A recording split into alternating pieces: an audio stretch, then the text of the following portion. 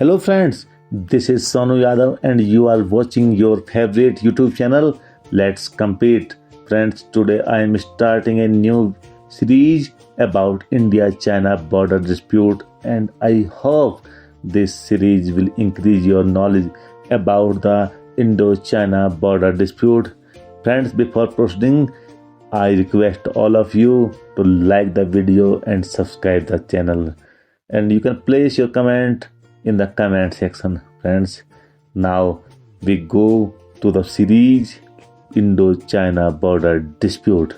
Friends, as all we know about the border dispute between India and China, and both the regional powers have confronted to each other several times and at least one time in war in 1962. But the dispute is not historical. It started when the Communist Party came in power and started her expansionist policies.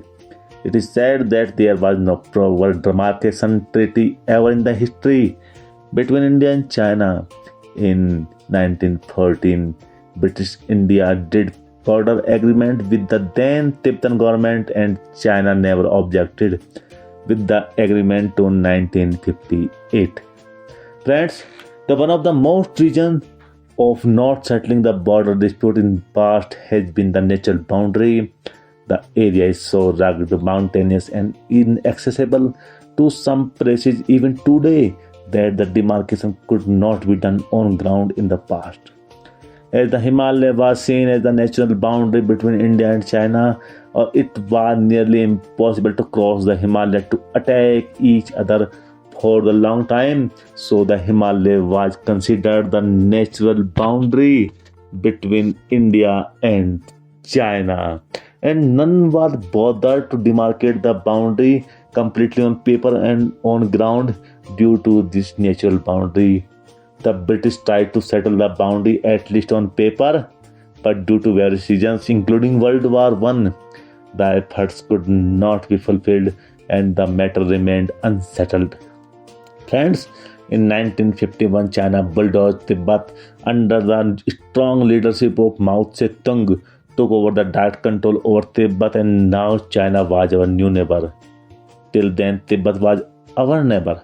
17-point agreement was signed between Tibet and People's Republic of China.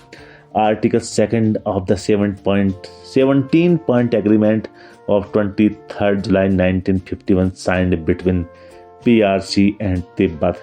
It was said the Tibetan people shall return to the big family of the motherland, the People's Republic of China. This statement specifically shows that Tibet was a separate country before 1951 and the 17-point agreement gave the China opportunity to reach the inaccessible borderland of the Himalayas. In 1958, friends, China invalidated 1914 Simla Agreement between British India and Tibet government. By this, China ignored all natural Himalayan boundaries with India and tried to create new artificial boundary that is known today as LAC. China stated that Tibet was an integral part of China and the then Tibetan government had no right for any foreign affairs. But this is not true. Tibet was the independent state before 1951 and China had no control over Tibet. As far as the claim of India is concerned, Indian claim can get some validity due to historical and geographical ground, but India was neither present nor had control over the region.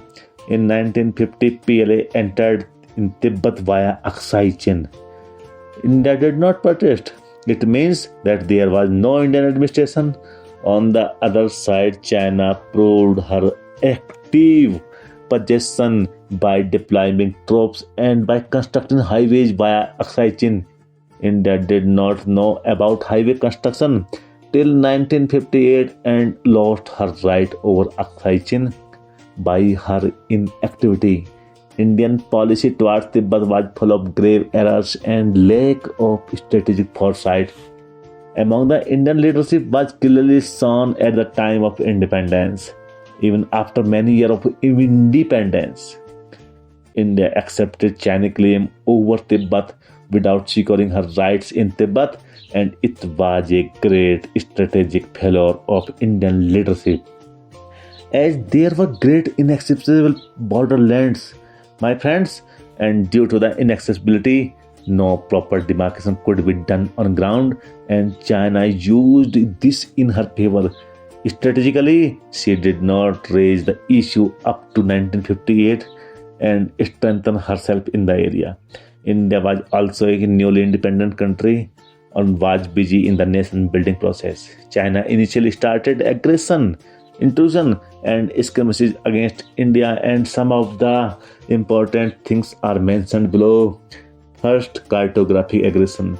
Second, series of intrusion, and in the series of intrusions, some are important.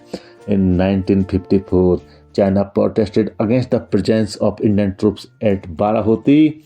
On 5th November 1955 and 2nd November May 1956, India protested against the presence of Chinese troops at Damjan and Nilong. On 24 September 1956, India sent a protest to China for Sipki trespass. In July 1958, intrusion in Ladakh and occupation of Khonak Fort, and in September 1958-59, intrusion in Lohit Center, and many more incidents by Chinese. The major things China did: Chinese intrusion in Indian territory, construction of Xinjiang-Tibet highway through Aksai Chin, and deployment of troops and setting up military posts along India's frontier by China. In 1954, friends, China published a map in textbook A Brief History of Modern China and showed Ladakh as part of China. When Indian government objected, Chinese Prime Minister Chow En-lai replied, "These maps were the legacy of the previous Kuomintang regime, which they had no time to revise." On 21 August 1958, Indian government again raised the matter against the Council of China in New Delhi, and the reply was again diplomatic. These maps were doubtless reproduction of old maps, but it had not yet undertaken a survey of China's boundary nor consulted the countries concerned, and pending such surveys and consultation, it would not make changes in the boundary on its own. It means China strategically ignored the question about the border dispute and prepared herself for the suitable time. But the Chinese activity in the border were increasing day by day, and situation was getting worse. And finally, in the letter of 23 January 1959, China officially claimed India's 50,000 square miles area and disputed the border in the first time of history. The main reason was the absence of proper demarcation or treaty with China. China claimed total 2,000 kilometer boundary with India. Friends, I hope that the video has enlightened you and your knowledge has increased significantly today about India-China border dispute. I will make another video, more videos, and you are requested to continue with the channel. Please subscribe the channel, like the video, and have a comment in the comment section. Friends, now I am ending this video. Have a good day, friends.